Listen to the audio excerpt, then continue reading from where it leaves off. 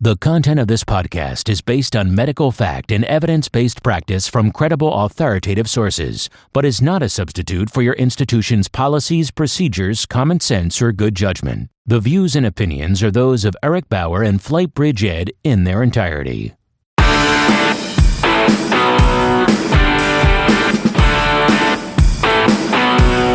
This is the FlightBridgeED podcast, critical care and emergency medicine education for nurses and paramedics. Here's your host, Eric Bauer. Hey everybody, Eric back with you. Today we are here at CCTMC, Orange Beach, Alabama, and I'm here with Kevin Collopy again, a great friend of FlightBridgeED's, and we're going to talk today about his efforts to bring trauma care to the Ukraine and really all things trauma resuscitation. How you doing, man?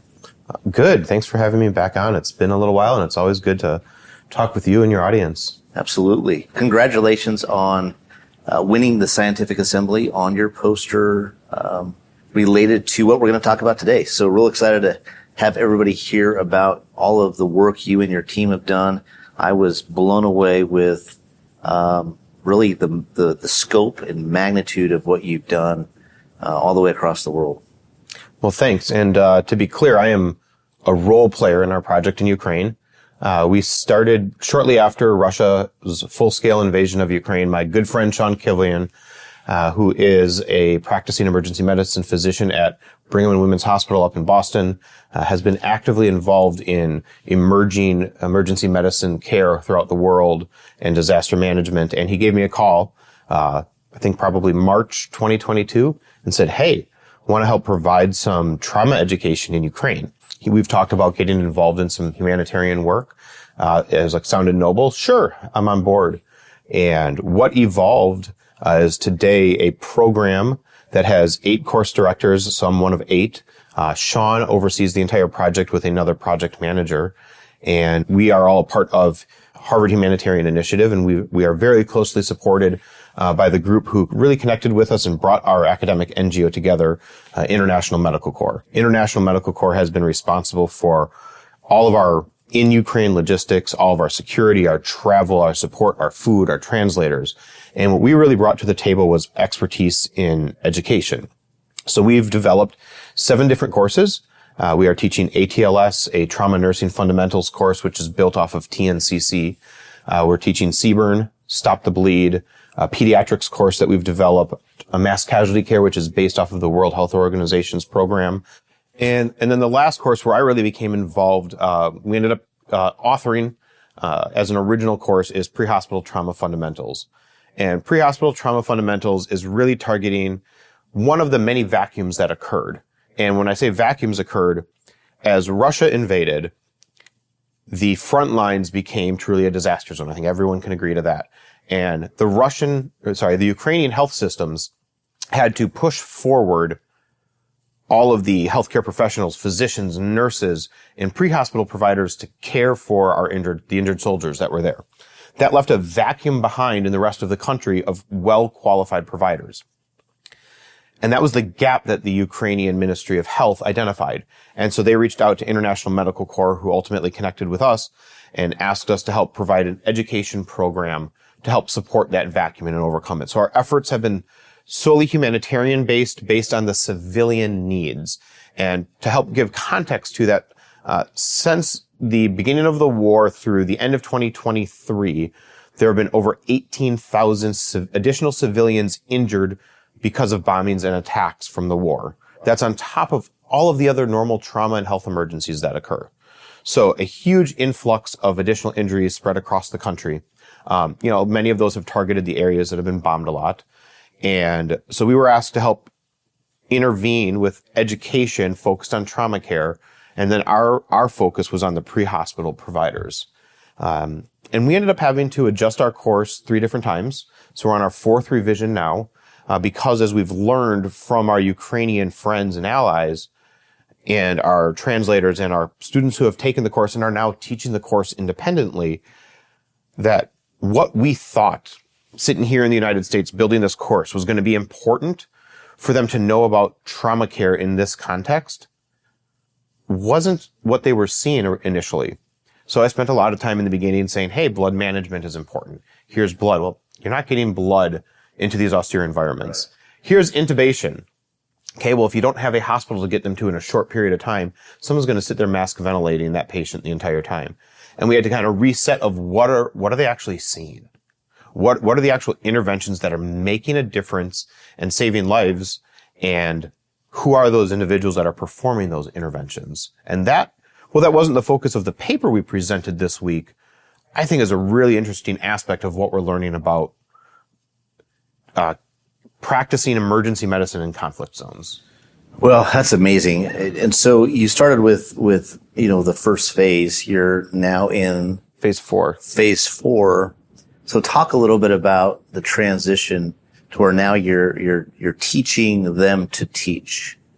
And I think that is huge to where, and I want you to touch on, and you said something during the scientific forum that I think was a really big point that you ended with. It was definitely a hook, was how does this translate to the United States?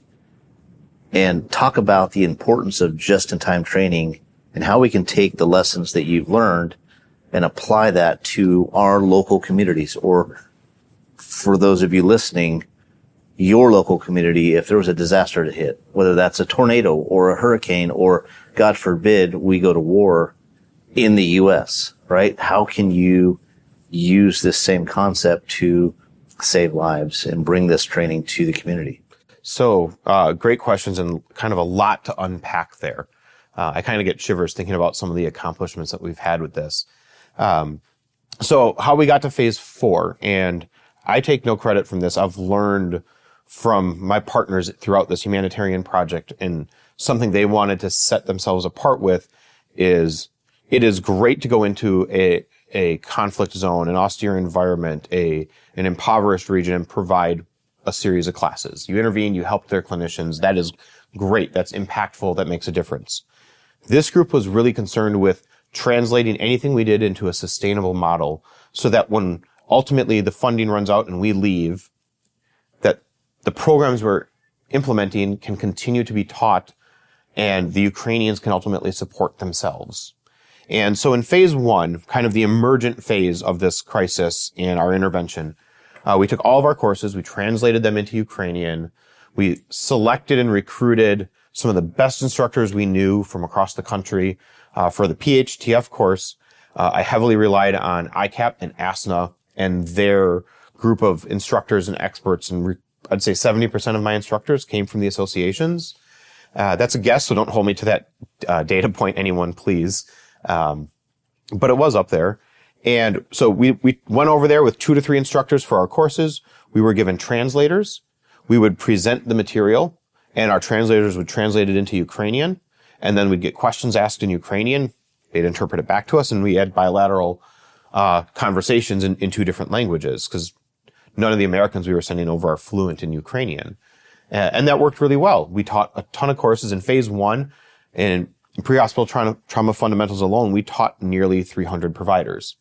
In Phase 2, we took some of those folks we taught in Phase 1 and brought them back in, held a train the trainer, and then we started having them teach some of the lectures. They came in and they started helping teach, and we would monitor them with our translators, but we were still doing a bulk of the teaching. They were kind of student teaching, if you were. And we taught almost 600 providers in PHTF in Phase 2, somewhere between 450 and 600. I forget the exact number. In Phase 3, we focused on training instructors. So we took everyone we mentored through Phase 2. We held a 5-day train the trainer with them. They were then teaching the class. We recruited more instructors. And in Phase 3, the Ukrainians were teaching, I'd say 75% of the course, and our instructors were teaching maybe 25. And at the end of Phase 3, when I was over there in January, we held a master trainer. We reviewed all the content with them, and we really released them to go teach these classes. And now in Phase 4, and it kind of gives me chills, we're here, Tuesday, April 9th. One of my colleagues right now is in Ukraine. He's just finished watching them teach a PHTF class as a part of Train the Trainer. He didn't teach a single lecture. For the next 3 days, the 16 folks who took the class are going to learn how to be instructors. And next week, we will be gone.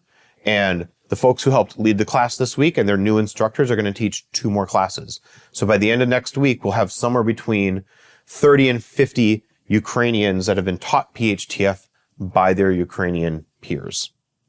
And we've got a couple more deployments. We are currently on Echo 2. So this is our 31st deployment of 34 total that'll occur. And the goal is at the end of phase 4, it's not that our American support is gone, our American presence is gone. So we've delivered with these courses the training supplies, the simulators, the training equipment, all of the slides, all the materials they would need to teach these courses. We've handed over to 5 universities and given them all the supplies. And we are going to stay kind of in the background here of you can fall back with us. You can give us a call, send us some messages. We'll help overcome any logistics. But they're going to continue to take and update and run this course in perpetuity is the goal. So then you asked about, well, what does that mean back here? I think the phrase I used yesterday was, so why did I bring a talk and some data on presenting and teaching trauma care in Ukraine to the Critical Care Transport Medicine Conference? What's the relationship? Well, that kind of came from the academic side of this, of if we're going to do all this work, we're going to put KPIs into this project, we're going to study this. And so Brigham and Women's Hospital and Mass General, I have a collaborative IRB. They determined that we were not exempt, but we did not meet the criteria, and we got a letter of non-necessity. I forget exactly how they call it. We can publish it. The data's all there. We're following all the scrutiny, but it doesn't fall under medical research because we're studying the teaching. We're not studying actual patients. We're not studying clinical care. So it's a waiver from the IRB. And what we completed for every class, for all 7 of the courses we are offering, there was a pre-test and a post-test. So did they learn any new knowledge? And then there was a pre-course comfort survey of how comfortable are you providing care? What's your confidence level? What are your thoughts on approaching these different patients? We had scripted questions. Then 8 weeks after the course, we gave them the same questions in a post-course confidence survey. And this is where I think it gets really interesting, especially when you put it in the context of the folks we're recruiting live at or near the front lines. So weekly, there's missiles being struck near them. Almost daily, there are air raid sirens going off, that there are MiGs in the air capable of launching supersonic missiles. Many of them have lost friends. Many of their friends have been conscripted and may be in the military. Many have not been home because their home may have been destroyed. So think of all these distractions. And all of those same distractions can occur here in the United States. You mentioned tornadoes. I live on the coast, so I think hurricanes, floods, downbursts. If you look at all the severe storms, the flooding out west, a disaster can happen anywhere. It doesn't have to be conflict related. And what we found is even in the midst of all these distractions, our learners, their average test score improved by over 20%. And 93% of participants, and this is specific to PHTF, had their test score improve. Their confidence managing trauma patients, managing hemorrhage control, managing respiratory distress, managing musculoskeletal injuries, trusting a structured assessment was not just statistically significant, but our p-values often had 3 or 4 zeros before the first digits showed up. Their growth went from 20 and 30% confident beforehand to 60, 70% confident. And then we found, as we asked them further questions, at 8 weeks out, over 60% had already used the information taught or taught that information to another clinician. And over 64% had already used one of the skills taught in the class on a trauma patient. So what does that tell us is when a crisis strikes, it is not too late to empower your community, your peers, your coworkers with the knowledge and the skills to manage the patients in whatever crisis you're facing. We know a hurricane's coming. Okay, we're going to roll out some education, and you might not want to take it. You might be distracted, but you are going to gain new information, at least based on the data we have here, that's going to help you provide better care and medicine. It can make you more confident. We also found, and this was really interesting, and you almost have to understand a little bit about the Ukrainian pre-hospital care system. They do have paramedics, but the paramedics are the minority of their pre-hospital providers. They have Felchners, which are described as similar to a PA or an NP, but their scope's a little bit different, and it's not really translatable to a paramedic. And I can't say they're working on phasing them out, but they are phasing in paramedics. But their paramedics, many are tied to the military, and their Felchners were all pulled to the front lines. And so they had to start recruiting people to provide pre-hospital care. Well, who did that end up being? Laypersons. Those with basic first aid training, nurses, aides in the hospital who were now sucked into the out-of-hospital environment because they just had more numbers available. Family practice physicians with no defined trauma care training, but basically anyone who can get out there to help provide care. And that's the perfect audience, and that's what we would see here today. If you think down to Hurricane Katrina in New Orleans in 2005, the Cajun Army, they were all laypersons. And, they came to Wilmington after Hurricane Florence. And at the time, several of our EM providers, and I understand why the EM staff was really hesitant to let them in. But imagine if we had given them training, some basic first aid, taught them how to use tourniquets, provide some warming. Man, that would have been a force multiplier. And the data says we can take them and actually make a real difference. And I think that's a huge take-home point for anyone listening of, let's empower our layperson first responders, especially if we know a disaster's coming or a disaster's imminent or already has occurred. And if your leaders are saying, hey, we need to take this training in advance or while it's going on because it's going to make you better, the data says it actually really makes a difference. So we talked before, talk about maybe, 4 to 6 core BLS strategies or treatments, procedures that you taught that, because we all know that it starts with BLS. And I think if you're training the lay person out there, you're not going to be teaching advanced procedures. And as you said, probably unlikely that really major advanced procedures you're going to have time to do, right? Especially if you're in a wartime situation. So what are some key areas that we could take home? So I want to front load this with some of the skills we taught that we pulled. I can't say we completely pulled. We still have them in there, but we've deprioritized. We've deprioritized intubation because we're not doing that. Yeah. You're not intubating. I recall my time in Haiti, on Haiti Air Ambulance, and there were a couple patients I wanted to intubate, and the crew was like, no. And, well, why not?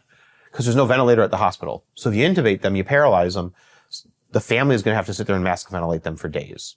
Didn't think about that because I've never been in that environment before. In the war zone, in a disaster, it's the same thing. Let's deprioritize intubation until you are in an environment where you can perform it. We deprioritize teaching about blood because you're not taking blood out to the lay person responder or to even the trained first responder or the trained paramedic, the trained physician who's going out in the field, because you're not going to store it, right? You're not going to have all those resources we need. So what did we focus on? Especially in this environment, tourniquets. And everyone we've talked to, we've delivered tourniquets everywhere, and they're constantly looking for more tourniquets in the country. Has been extremely important. IO access. We were originally teaching IV access and IO access because volume resuscitation, especially in trauma, is important. But IO access is a whole lot easier to teach. It's a whole lot easier of a skill to master. And we just had to learn which IO gun and needle they have there in the country. We had to change. But I think that's really important to teach. And in a disaster, I'll be honest, I'm a compliance guy, so don't all shoot me, but I don't care if you are not supposed to start an IO. If you can get vascular access and you have the tools and you can start volume resuscitation, even if it's not the ideal fluid, that's saving a life. That's going to make a difference, and that's important. Even if you're just getting it established before someone else comes. And if we can give them those tools, I think that's really important. Hemorrhage control. Good wound packing. I would challenge anyone listening. When was the last time, even if you took Stop the Bleed several years ago, when did you actually practice packing a wound? And taking the gauze and sticking it deep inside. Because most of the time, a tourniquet is already in place, or wound packing's been done when we arrive on scene. EMS has already done it because you're intercepting somewhere, and we don't do it that often. And it is such an important skill. And we really learned that, and that makes a difference, because something we don't practice here that I think is important, especially if you're going to get into delayed transport, is putting a tourniquet on, packing the wound, and then slowly releasing that tourniquet to restore blood flow to the extremity so you don't lose that extremity. We focused on spine clearance. And you would think like, well, why teach spine clearance? Because one, we know backboards are bad and they don't make a difference. Well, you could put a C-collar on, but we're not leaving it on for 30 minutes. We might be moving that patient outward into a safe environment. I think during the floods after the hurricanes, you may have someone that you know has been in a house, fell out of something, they might be injured. You could put a cervical collar on them, but why not teach a good spine assessment? And then the only patients that are getting a collar are the ones who have failed the spine assessment, or the ones that are getting put on the backboard have already failed, and they have evidence of column injury or cord injury or both. And that really raises the awareness. I think that's an important skill. Splinting. We rarely practice splinting, but in the context of the war with blast injuries, musculoskeletal injuries are horribly common. And not only does good splinting provide analgesia, it also provides hemorrhage control. It reduces pain and it reduces long-term injury. Often, and way too often, I think across the country, we see, oh, they're on a backboard that splints the body. And the reality is it doesn't. Getting an extremity back in anatomical position in a good splint makes all the difference in the world. And it means you're going to need less analgesia later on. It means you may have an easier time getting hemorrhage control if it's an open fracture. And I think it's a skill that's just so important that I realized as we were teaching, as I watched my instructors go over and teach what they were coming back with, we would hear more and more that these are the skills they're providing. And it is so important, and we often deprioritize them because we're focused on other life-saving interventions, but these can be equally as important in the long-term care of the patient. I mean, it does come down to, good BLS skills. And I think everything you hit on, obviously, tourniquet placement, hemorrhage control is huge. And, when you look at the lay public and you look at the teachable areas, the thing I love about your progression is you continuously did a needs assessment and you reevaluated what you were doing from the start until now you're phase 4 and you made changes, right? And I think that is key with any educational delivery, right? You got to always evaluate, are my core objectives where they need to be? Because, right, our perception in the United States, your perception of trauma care was much different when you were developing the course. Yes. Versus once you got to that area and you were evaluating the feedback from the students, right? And I think that shows maturity from your entire team to be able to reevaluate and say, even though these were my ideas, we're missing a lot of important areas. We're focusing on these areas that necessarily don't need to be looked at. And so I think that's huge. I think the other thing that I come back to when you were talking about translating this to the United States, it's fine to be able to, if you have a disaster situation like Katrina or, that lasted for a long time. But usually disaster situations in the United States, a tornado, it's catastrophic, but it's not months and months and months, right? So a lot of times, I guess I think about, are you going to have time to train people? And I think it comes down to starting programs throughout the United States where there's just-in-time training for disaster situations, just because you never know when it's going to hit, right? Mm-hmm. Because when it hits, it's too late. And it does come down to, as you said, those core BLS maneuvers that can really save a life. The Joplin tornado in Joplin, Missouri, several years ago is a great example. Wasn't forecasted. They knew there could be storms. Wiped out an entire town. You aren't going to provide training to the community after that effect. It's not going to happen. But imagine at the beginning of every tornado season, you're providing, hey, here are the core things. If there's a tornado, what we're going to need help with. Here are the interventions that is really going to make a difference. And if you look at the recovery and who they found, they didn't find patients who a flight crew came in and did all these life-saving interventions on. They were either unfortunately already expired from blunt force trauma or hemorrhaged out. But BLS interventions is what they needed immediately upon being removed from the rubble, upon pulled out from something else. And they might have needed rapid access to another trauma center.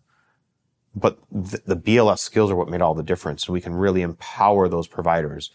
I think one of my big take-homes is our true first responder is always going to be the layperson.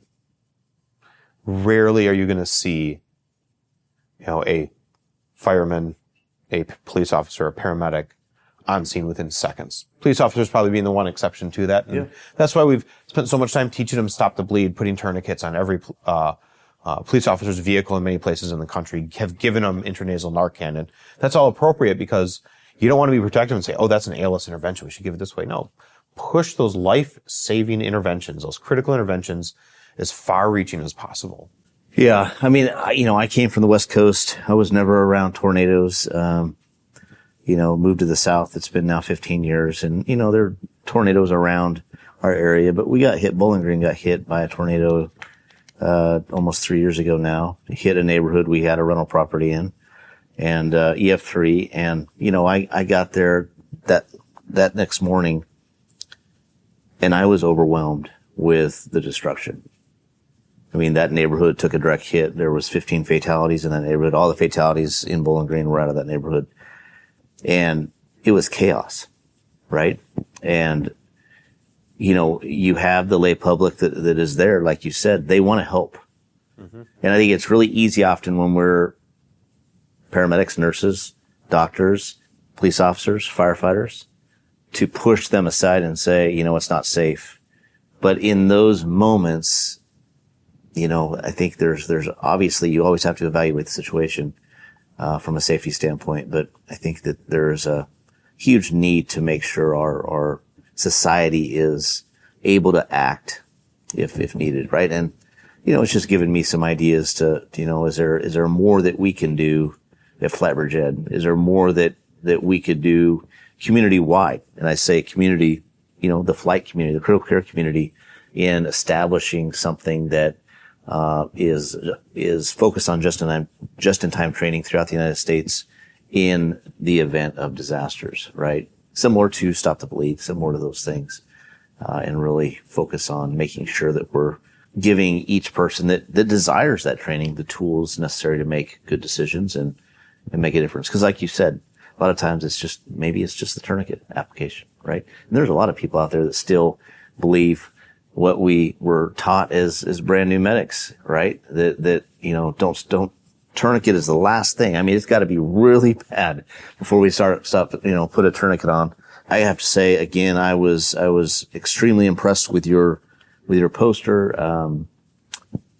I think it's what you and your team have done. It's truly, it's legacy building in my book, right? It is a team effort. You guys have impacted a lot of people across the world that definitely are in need, probably feel alone. I don't think that we understand how comfortable we are in the U.S. And this war over there has now gone on. We're in year 2. And it's easy to forget about the conflict with it not being in mainstream news, right? It was in mainstream news every single day. You saw it, and now you just don't see it. So it's out of sight, out of mind, and it's on to what's the next big thing in the world. So love what you and your team have done, and excited to hear more as you guys continue to build this. Thanks. And we'll be kind of organizing all of this together, and the lessons learned is, I think, my talk this year at FAST in Wilmington. Make a shameless plug for it, coming to my hometown, and I've been working on that. And I would be remiss if I didn't give a shout out to Brock Jenkins and Amelia Lozano. I don't know if she'll be listening to it. She's a little busy, just had a little baby girl. That's kind of taken her away from the project. But the two of them, the amount of education they provided throughout the program has been unparalleled. The large part of the success of the project was because of the amount of time they went over there. Two paramedics that are here in the United States that have been United clinicians, providers, speakers at conferences, and are just incredible people. And we've sent over probably close to 30 instructors just for PHTF. There's over 100 and some faculty in total that have gone over. Several have repeated, and I'm a role player in it. I'm lucky to be able to lead the course, but it's those on the front line doing all the work. And I could not possibly overstate the impact that they've had. You presented the poster, and so you get that recognition, right? But it shows a good leader that you're able to talk about your entire team, because nobody is successful without your team. And I think the team behind the scenes is often they're forgotten. They're not recognized. And so I love that you're shining a light on them because it truly is a team effort. Same thing at FlightBridgeED, right? Our team makes FlightBridgeED successful. So I love that. Well, guys, we really appreciate you listening. This is a little bit of a different topic than normal, but I just felt like we needed to share this. This is big stuff. As always, if you have any questions, don't hesitate to reach out, eric.bauer@flightbridgeed.com, and I will put Kevin's email in the show notes. So reach out to him for any questions on the program, or if you want to get involved in some way. Anything you want to close with? Just if you're interested in getting in humanitarian work, this has spurred a lot of friends of interest. Please do your due diligence. There's a lot of organizations that are out there. I'm not going to name drop any positive or negative. What I would say is please make sure they have the right security measures in place wherever you're going, the right safety net, the right evacuation plans. Humanitarian work is selfless, it's rewarding. I'm so grateful to work with HHI and learn from them. They are truly experts. I'm truly a novice from the humanitarian perspective. And just it's one of the most rewarding things you can do, and there's always a need throughout the world. And it's probably the highlight of anyone's career if you've done humanitarian work or you're considering it. Please do, because the needs are always out there. If you've got specific groups you would like feedback on, please reach out. Privately, I'm happy to share what I know and what I can find out and use my connections that I've developed to ask about it. This has been a production of the FlightBridgeED podcast, leading the way in pre-hospital critical care and emergency medicine education.